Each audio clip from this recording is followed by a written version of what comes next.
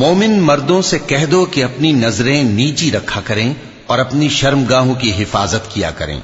یہ ان کے لیے بڑی پاکیزگی کی بات ہے، اور جو کام یہ کرتے ہیں اللہ ان سے خبردار ہے۔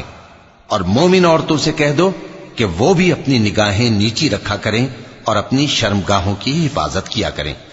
اور اپنی آرائش یعنی زیور کے مقامات کو ظاہر نہ ہونے دیا کریں مگر جو اس میں سے کھلا رہتا ہو،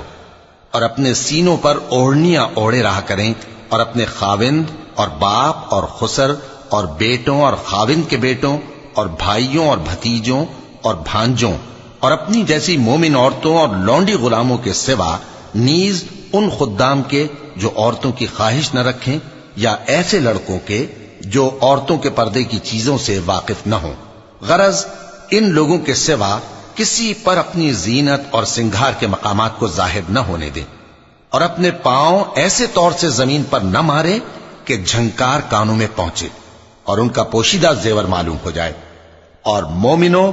سب اللہ کے آگے توبہ کرو تاکہ فلاح پاؤ۔